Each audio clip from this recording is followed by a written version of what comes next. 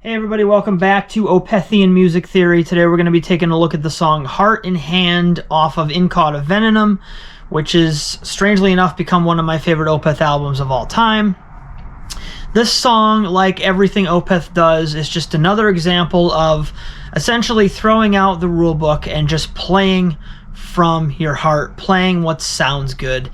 And so we are in the key of Who the Hell Knows, because this one is all over the place.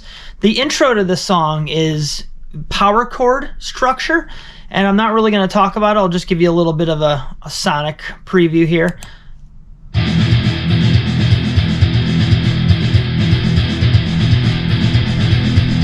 Not really worth analyzing.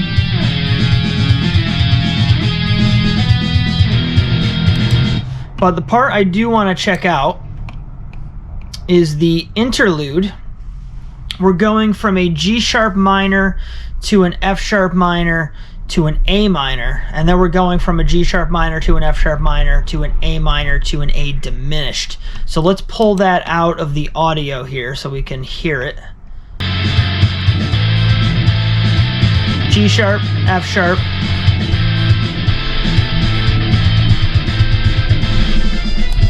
So essentially, we're borrowing chords here. I feel like the A minor is kind of the home base, and the G sharp minor and F sharp minor would be borrowed. The F sharp minor would be borrowed from A major, but then the G sharp minor is not only borrowed but kind of altered. You could see it as like an altered seventh chord, meaning an altered diminished chord in the key of A major. The seventh note of A major is G sharp, and it would be a diminished, a half diminished 7, but they've made it just a minor. So slightly altered, but still kind of in the context of the world of A. And then the end of that phrase is where you get that diminished chord. Let's just bring that in again. So we go A minor to A diminished. Here it is. You can hear that that part. That's your A diminished chord. And of course, diminished chords are great in metal, and Opeth loves to use them. The next section we're going to move on to here is, we're going to skip over the verse. The pre-chorus is the same. The chorus is where stuff gets really interesting. Let's give you a little context with the audio.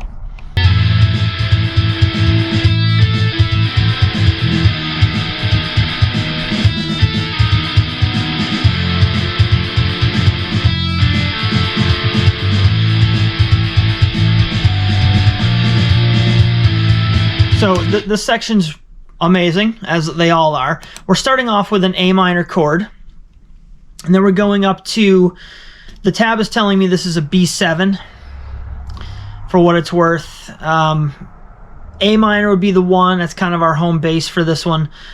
B7 is like an altered 2 chord, and then the D minor would be the 4 chord in the key of A minor.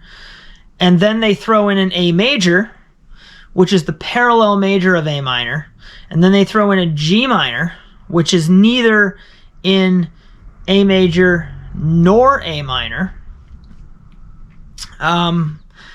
So for whatever reason, they decided to go down to that. Everything's kind of bunched together here. So we have the A minor to the B, we'll just call it a B major, keep it simple. And then we have the D minor, and now we have the drastic shift to the A major, and then we have G minor, and then it goes up to B flat, and then back to A minor. So you have this really cool bass line where it's going A, G, B flat, and you can hear that little movement in the end of that phrase. Let's bring in the chorus again for you. So here's A. Here's your B, B major. Here's your D minor.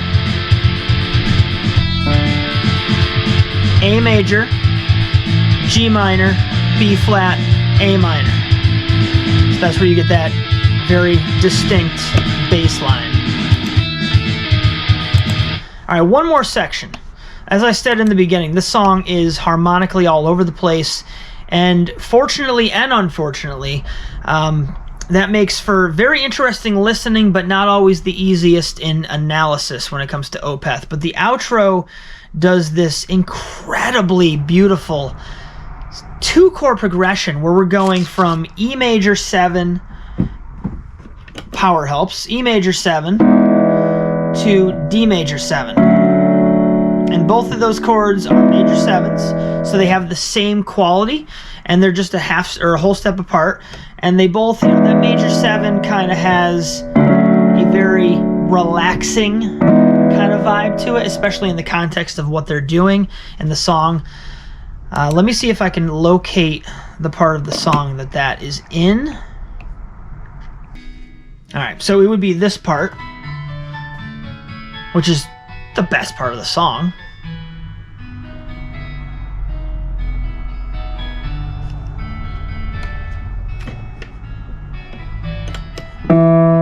There's your E major 7, down to your D major 7.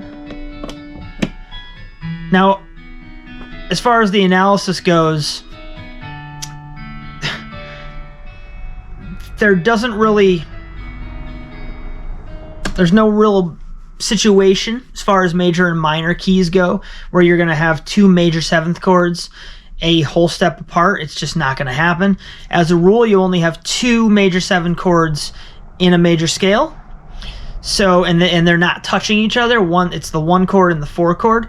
So we're just essentially picking 2 notes, D and E, and making them both major 7s, so they have the distinct and same quality to them. And then he's just singing that amazing soft acoustic melody over the top. So just amazing. I'm so amazed with how great Opeth is. Even if you don't like heavy music, even if you don't like the growling, these guys just write such interesting stuff. So guys, thank you for watching. If you're still here, leave me a note in the comments saying, hey, I'm still here. Also, take your little thumb and hit that like button, because YouTube is just brutal. And if you don't tell YouTube what you like, they're just going to keep me in the background. And I know there's a bunch of people out there that could use this information. So if you're one of those that are helping me out, I appreciate it. As always, we'll see you next time.